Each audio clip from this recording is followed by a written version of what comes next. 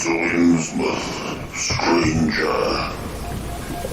Hi, I'm Rob Whiten from the Innsmouth Book Club.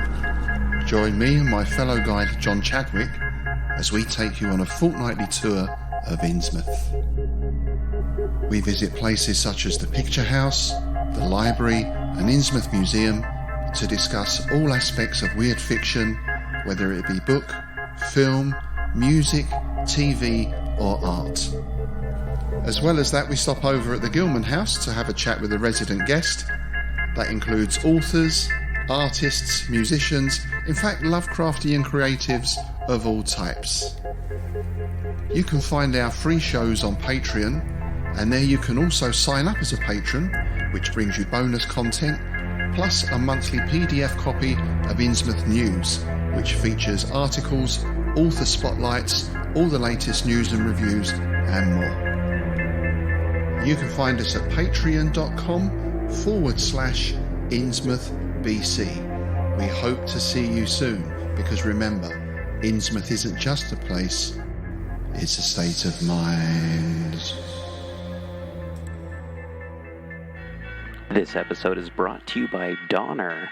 Check out the show notes to find a good deal at Donner. Like the sound of this? This is the Donner Island Delay, and the really cool Donner LP that I've shown off on Instagram. Check it out. They've got some really good summer deals, and check out their snap deals as well. Use the link in the show notes to help support the show. Get yourself some cool musical instruments, maybe some patch cords. Cool. This episode is brought to you by California Tea House. California Tea House is a family-owned tea store where you can find some of the world's best loose-leaf tea and organic herbal tea blends. Like a fine wine, there is no comparison between fine loose-leaf and common broken-leaf tea bags. So, check them out. Check them out. They have quite a bit of pretty awesome tea collections.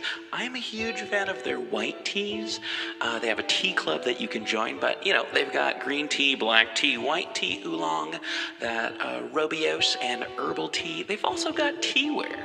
So check out California Tea House in the show notes.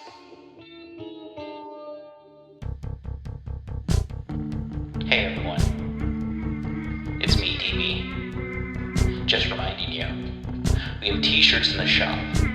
Just go to pgttcm.com, check out all of our cool t-shirts, and stickers. Heck, we even got some shower curtains in there. Keep clean, look cool, have cool stickers to put on stuff. Join us on Patreon, get a free sticker. Or don't. It's up to you. You're listening to KZOM, Oleander Public Radio. Greetings, listeners. It is I, D.E. Spitzer, Informer Dave, here once again to talk to you about the Cthulhu mythos, its books, its monsters, its unfortunate human casualties, its timeline in general, and even its tangential bits, like the dreamlands or things of a weird nature that are Lovecraftian leaning. Once more we head into those dark woods, further feeling those malevolent forces upon us. Once again we walk down the lightless stone staircase in the middle of nowhere. You're listening to KZOM. Good insert random time that you're listening to this, be it morning, night, afternoon, brunch, whatever time you're listening to this. It's probably about 9 in the morning that I'm recording this. But who knows when you're listening to this? A world may have been destroyed in a global thermonuclear event the way this week's been going. But, and you may be listening to it as the last surviving human being. And I and my voice are the sole comfort to you. And for that, I say you're welcome. Otherwise, hey, it's Farmer Dave, and I'm by myself. That's why I'm getting away with such shenanigans, because DB is getting better, but he's still not feeling that well. He's regaining his strength as he gets back from being under the weather. And I know you miss him. I miss him. we all miss DB. And so hopefully he'll be feeling better soon. And apparently, when he is ill, I am contractually required to continue the show. So here I am, continuing the show. Sup? Yeah, that's all I got. Thanks for going to the show today. Nah, I'm just kidding. So this may be a very shortened show, but we're going to try to entertain you. By we, I mean myself, Ralph the Rooster, the Goats, and the guiding spirit of our founder, DB Spitzer. Daniel, we hope you're feeling better soon. And for some good news, we got some major events coming up, including something that's in the works. If you are going to be in the greater PDX area in August, and I think I'm going to wait for DB to get back before we make an announcement. But you guys know that's I'm not revealing too many secrets, and that's going to be festival and con time, and so we got some festival and or con announcements, but we're going to hold off until DB gets back to announce those. I am such a tease. Okay, so speaking of festivals, we all hope that DB is going to feel better soon, because it would be terrible to be sick on Batsquatch Day. Na na na na na na na na na na na na na na. Batsquatch! Yeah, come on. You guys just wait for me to do that. But yeah, so that's a festival here at Oleander where we celebrate the Batsquatch. A lot of people think that the Batsquatch is just this terrible, evil abomination. But you know what? They say that, born in the depth of hell. But I say, if a Bigfoot really loves a Mothman, then you know what? We ought to respect their choices and accept their children as one of the greater cryptid families. So, Batsquatches are just that. They're Sasquatches with bat wings, and they fly. Okay, so I got nothing else to talk about, so as we're waiting for the Batsquatch festival here in Oleander, let's talk a little bit about Batsquatches.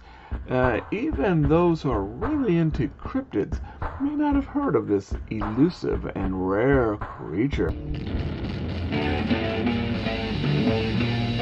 This is Dave's Corner of the Podcast. It is awesome and it's gonna go fast. It's not the interview part.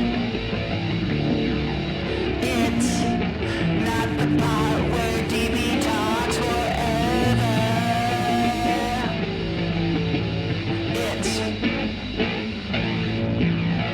Dave's Corner of the Podcast.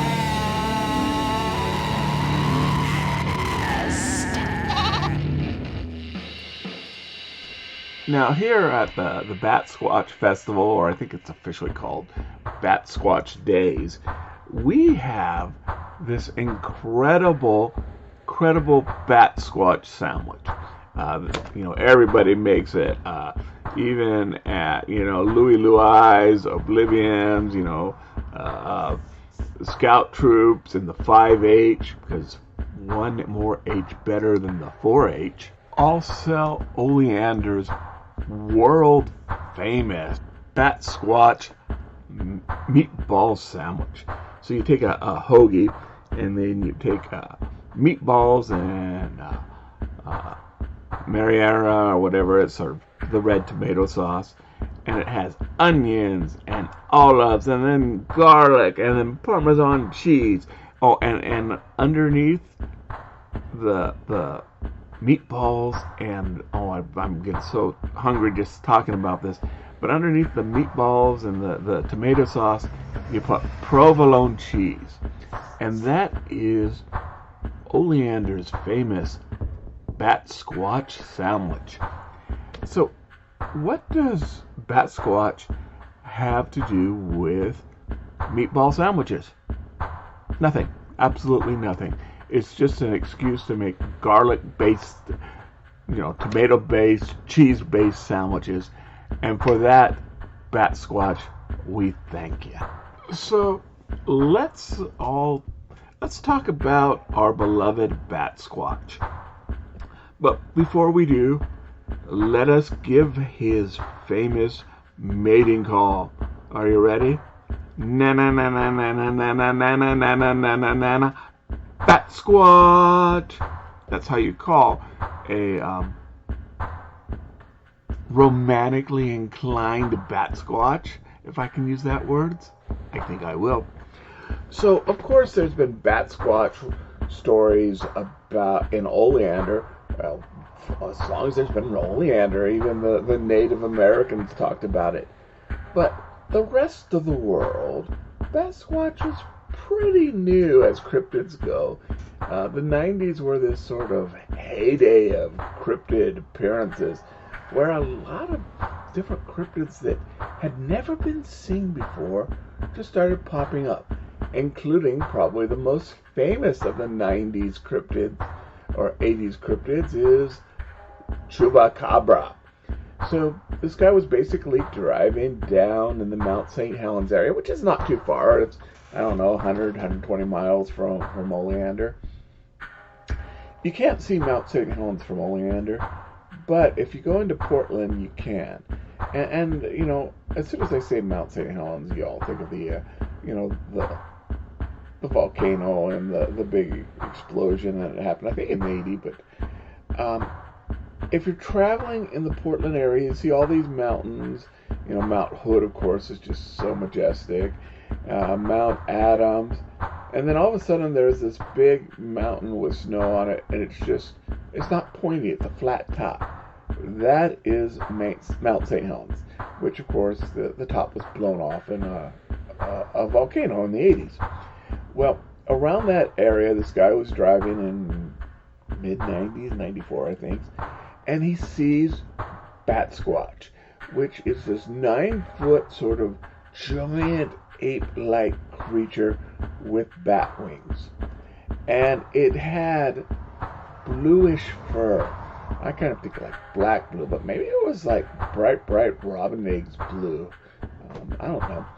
But so Batsquatch was first seen outside of Oleander in 1994 and was immediately dismissed as a hoax because how can this 400-pound thing fly with just bat wings? And most people, the first thought, you think of that is the flying monkeys from Wizard of Oz. And who knows? Maybe Brahm was inspired by the Batsquatch. The writer of the Wizard of Oz stories, I know he's mainly from, I believe, Illinois, but he did spend a couple weeks hanging out in like 1910 in Oleander, along with a few other notable people, famous writers such as Ambrose Bierce before he disappeared in the great Oleander writing cult. But we'll talk more about that as the stories go on. Today we're talking about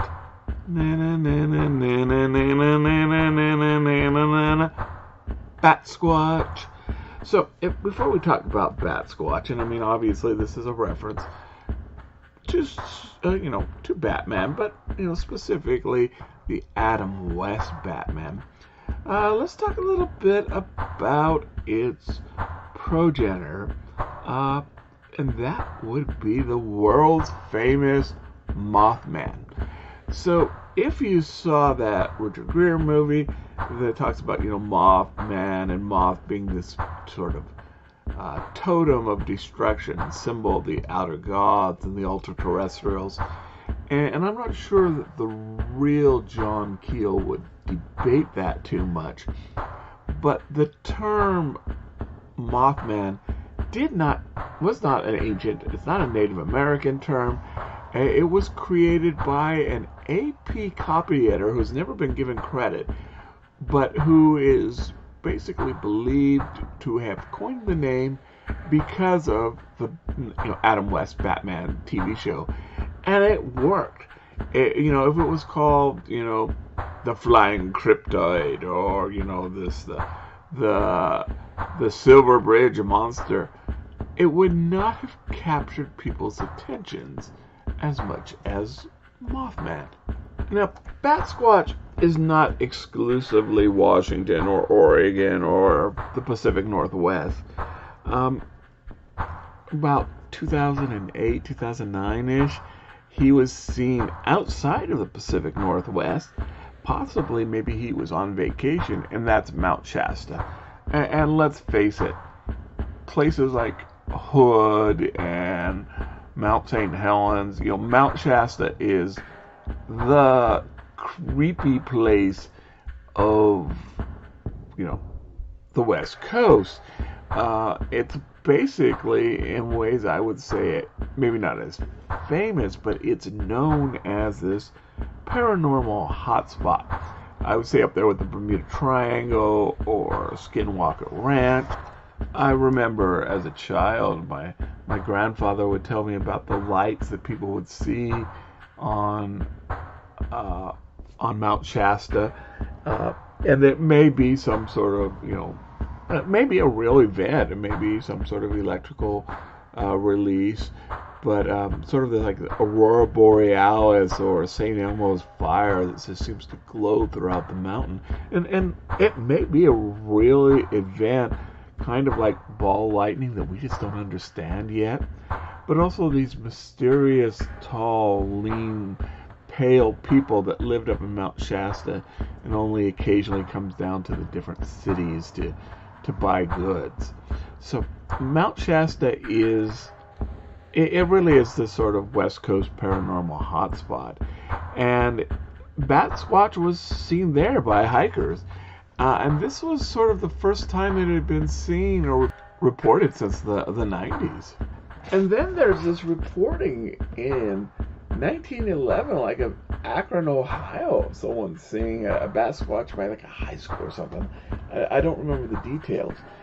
But the thing that is important is what started as a local sort of urban legend has spread across the nation. Maybe not with the viralness of, say, Mothman or Bigfoot or, the Greys, but it's no longer an oleander or a regional Pacific Northwest legend. It's now through the U.S. Now, Batsquatch is immediately assumed to be a hoax or someone seeing something drunk, because it's just, the idea that this huge primate, especially one maybe covered with blue fur, can just fly. It's just not logical. But the first person to really report it, outside of Oleander, was named Brian Canfield, and he was 18 years old at the time, and claims not to have been under the influence of alcohol or other substances. But reporters that talked to him always commented he seemed sincere. He didn't seem, Batsquatch house crazy. He seemed to honestly believe that this event happened to him. Now, I've stated that, Batsquatch is associated with Mount St. Helens, and definitely Mount St. Helens is a hotspot for Bigfoot, but I believe the original sighting was actually in the foothills of Mount Rainier in Buckley, Washington. So, again, not counting, of course, Oleander, and we're kind of like our own little world of our own. But so outside of Oleander, it was first seen in Buckley, then reported in Mount St. Helens, and then finally, like I said, through coastal United States or Pacific coastal United States. A later tale is going to come about where someone claims to have seen one of these things hit by a logging truck, and it's not as bad as say a long time, 20 years ago, 30 years ago, but those logging trucks, they can be pretty wild, and definitely roadkill is very common here. So a lot of things are hit by cars because we really do this part, outside of, greater PDX. Even our cities here are in forested areas. I mean, this is a very wooded area that the city is almost an oasis here. So it's definitely possible that if there was a creature like this, that it would have been hit by a logging truck, but I have never heard what was supposed to have happened, if it was killed, and what, was its body found, removed, did it fly off? Now, I do know from observation and reports that I've gotten in that even big rig trucks can take quite a bit of damage if they hit a deer. So there's not, if a Batsquatch really did hit a logging truck, there should be blue Batsquatch for all over the girl, and the story should be, there should be photographs of the truck damage, but I've never been able to find it. So, of course, it's probably it's probably a myth. It's probably an urban legend. But the idea that one of these cryptids might be hit by a logging truck, if they exist, is definitely not out of the realms of possibility. If your realms of possibilities include 400-pound blue-furred giant bat ape. Just saying. Now, one of the interesting things about Batsquatch is that not a lot of reports outside of, not a lot's known outside Oleander, of course. So people can kind of give Batsquatch its own powers. He's got, first of all, flying, because why would you have a cryptid with wings if it can't fly? There's no penguin squatches out there or ostrich squatches out there. But it also can have other powers that maybe regular Bigfoot doesn't have, and often attributed to, but just because it's logical, again, logic talking about a 400-pound blue-furred flying primate, that it would have echolocation like bats. And why not? Also, that it has this screech, and definitely, anybody who has been here or wherever at night and you've heard bat screeches, can you imagine if that was, amplified and, the bat had the ability to pull your head off? How scary that would be. So in addition to flying, it's got echolocation as well as sort of, for lack of a better word, banshee powers. Now, another power is attributed to this, and this actually comes from the Canfield story, where his truck just sort of died, lost power, and so people assumed it was the Batsquatch that did this. But, normally we associate power loss, especially cars, with UFOs. And when I came across this decades ago, when I first came across the Mothman was associated with, flying saucers, UFOs. So it's unsure whether Canfield thought that it was the creature itself or maybe some sort of vehicle hidden that caused his truck to basically stall out.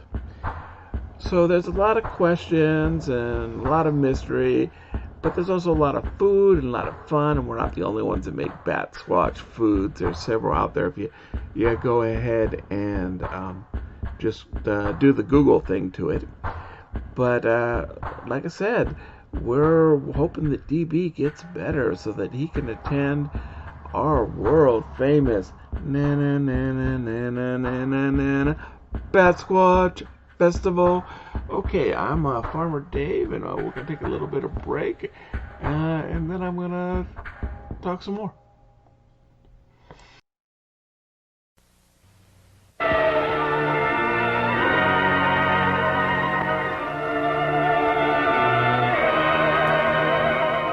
Prepare for a spine-tingling, nerve-shattering podcast featuring all your favorite monsters. You won't believe your ears when you listen to Monster Kid Radio. Here your host, Derek M. Cook, and his ever-rotating stable of guests discuss your favorite classic and sometimes not-so-classic monster movies. Subscribe to Monster Kid Radio through iTunes or Stitcher, or visit MonsterKidRadio.net before the next weekly episode of Monster Kid Radio. Go through the archives for interviews with Sarah Karloff, Victoria Price, and Joel Hodgson. Listen to discussions about movies like Creature from the Black Lagoon, Island of Terror, and King Kong. And don't forget convention coverage from Monster Bash and the H.P. Lovecraft Film Festival. Classic monsters, modern talk, and the head of Rondo Hatton. Only on Monster Kid Radio.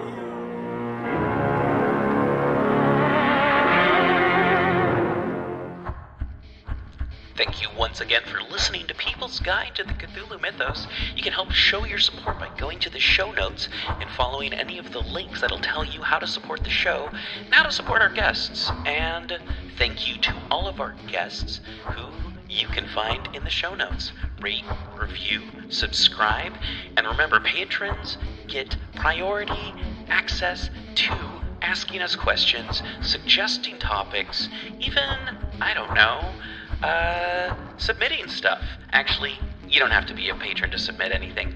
That's how Dave got on the show, and that's how you can get on the show too. It's the People's Guide to the Cthulhu Mythos. Rate, review, subscribe, tell your friends. Thank you for listening. Back to the show.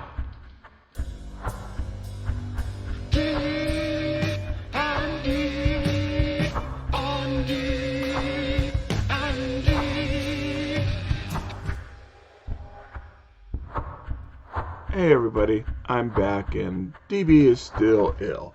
So it's just me talking today, and contractually, as part of my contract with the People's Guide to Cthulhu Mythos, I do have to discuss either people and or the Cthulhu Mythos. So let's talk a little bit about what I think is one of the most underrated of Lovecraft's creations or stories, and that is From Beyond.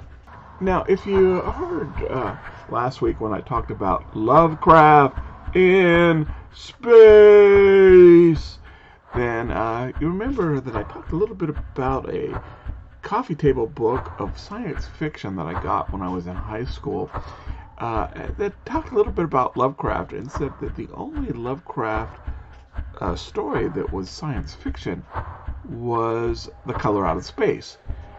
And I'm going to say that From Beyond absolutely is science fiction. In fact, even though it's a very horrific story in you know the literary definition of the word horror, I think it's almost more science fiction than horror. So Lovecraft wrote From Beyond in 1920. It's not going to be published for another 14 years. In 1934, in Fantasy Fan.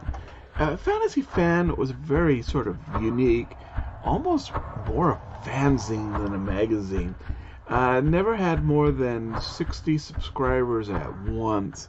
It probably had a circulation of 300, but it did have access to Clark Ashton Smith, Lovecraft, quite a few other writers. In fact, of 18 issues published, 17 are going to have some sort of Lovecraft writings. Poems, the fungi of Yugoth are going to appear here.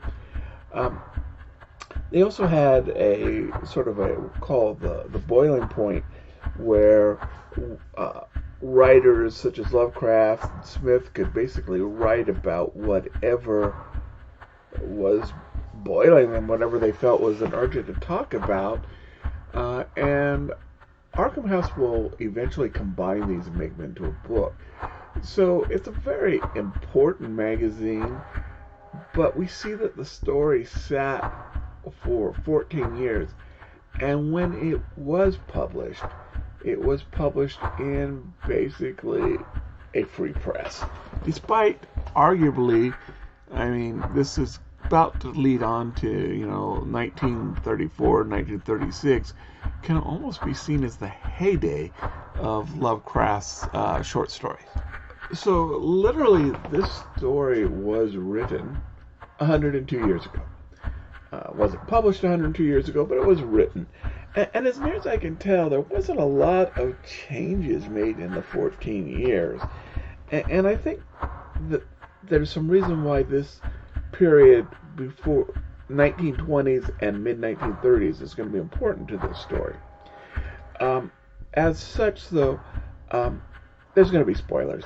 But this is a 102-year-old story, and like I said, one of the core of the Cthulhu mythos. So, by all means, there are spoilers, and if that bothers you, well, go out and read the story, and then come back. So this story, as I said, I consider very much science fiction, in the fact that it draws on science, or possible science. And we've got to remember, though, Lovecraft was obsessed with science. He loved science. He thought he had a very scientific mind. What he did not have was a scientific education.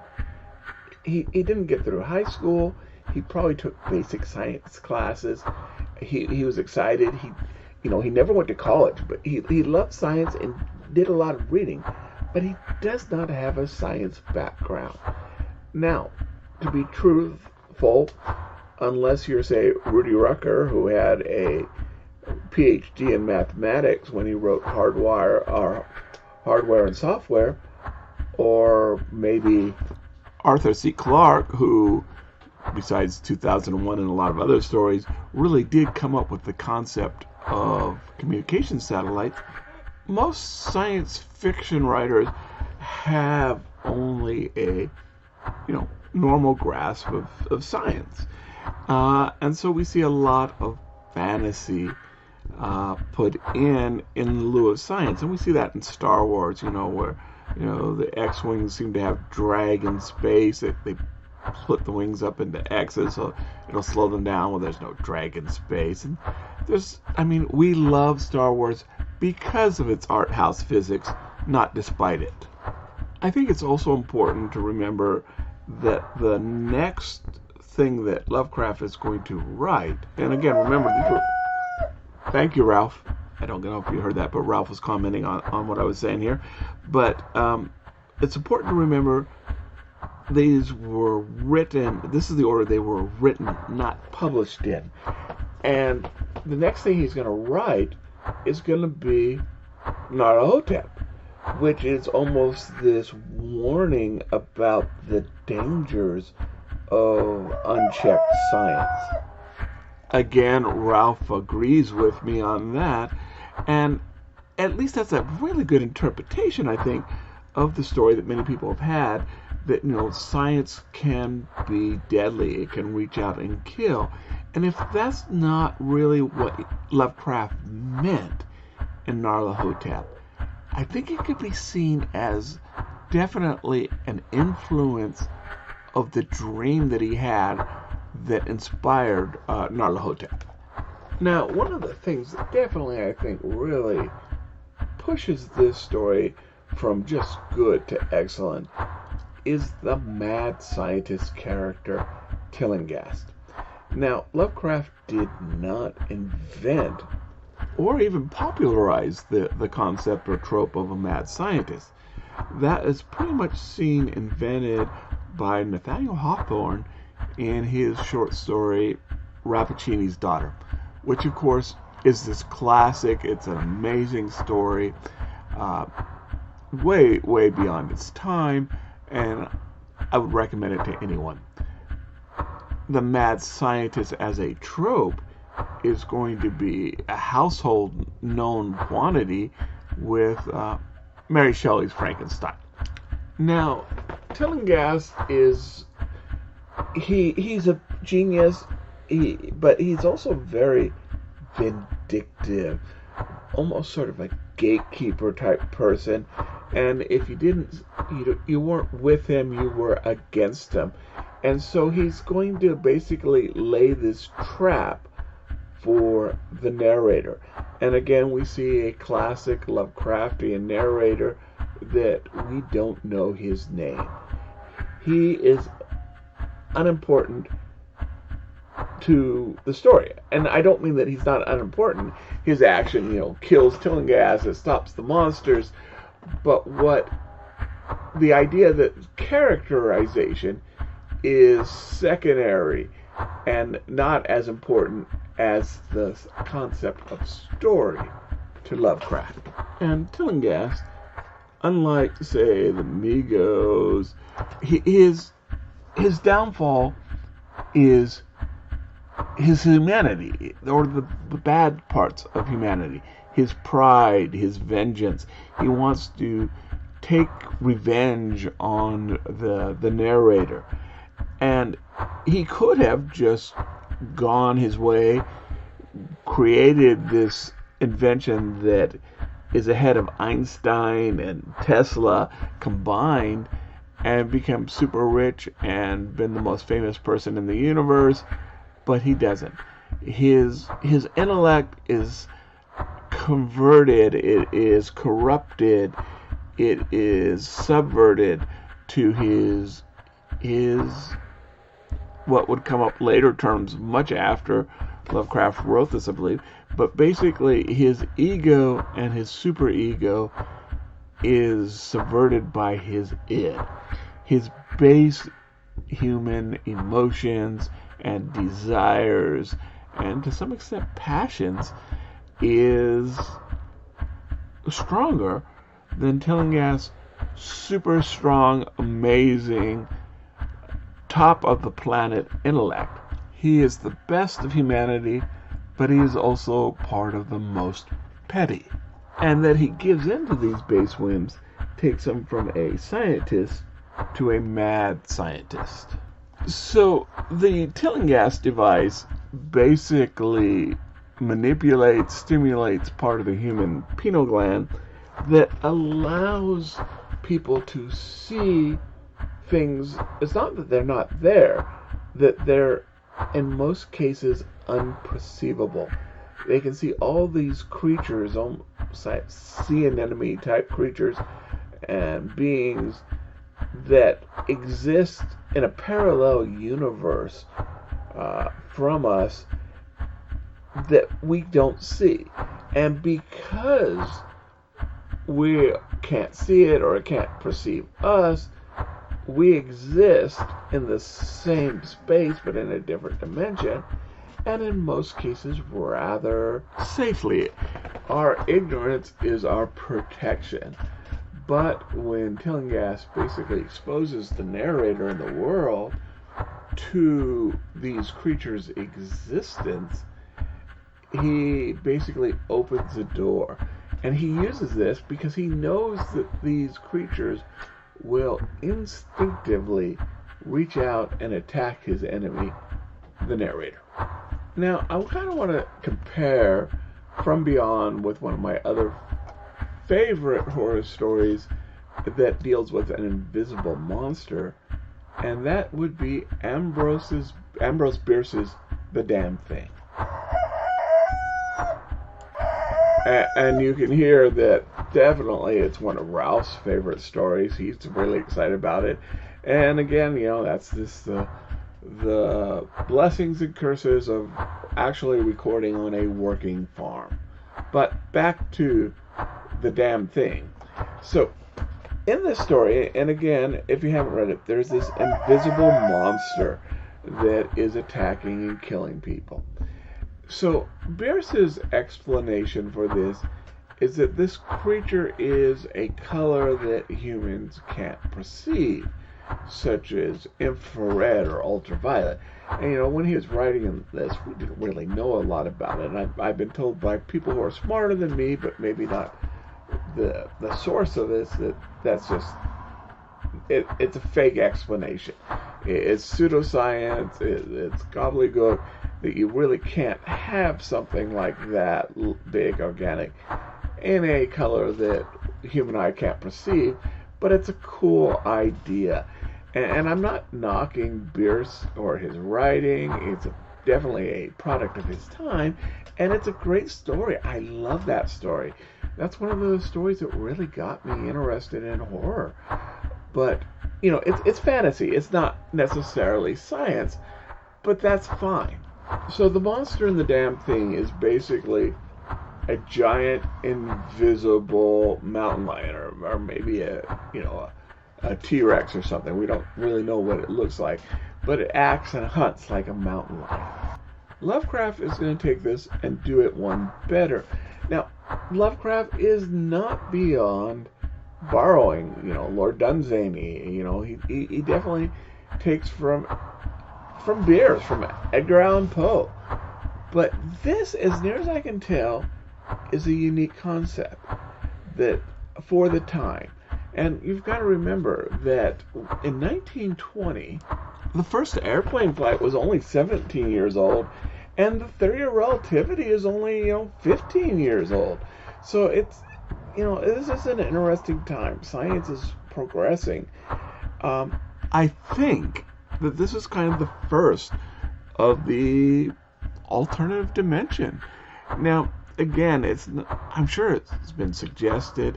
I think it was definitely come up in theophysics and pseudoscience, but this is, although it may be old hat in our time reading, this is cutting edge, new, vibrant ideas for science fiction in 2020, and excuse me, in 1920, not 2020, and to some extent, 1934 when the story is going to be published. But as near as I can tell, this whole concept that there's a different universe right under our nose, even though we see that in religious texts, heaven, Valhalla, for science fiction, this is, I think, one of the first, at least when it was written. May have been some by the time it was published. And so I think this definitely shows Lovecraft as a science fiction writer.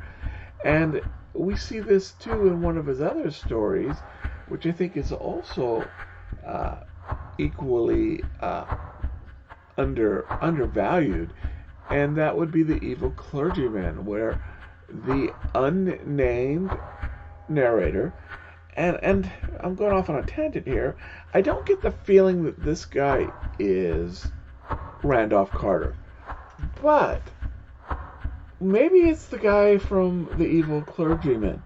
Maybe he took this experiences, and The Evil Clergyman, he does seem like a different character, but maybe after a decade he's changed and he's become a more hard-boiled character, who is basically hunting the spirit, apparition, or psychic residue of the evil clergyman with ultraviolet light.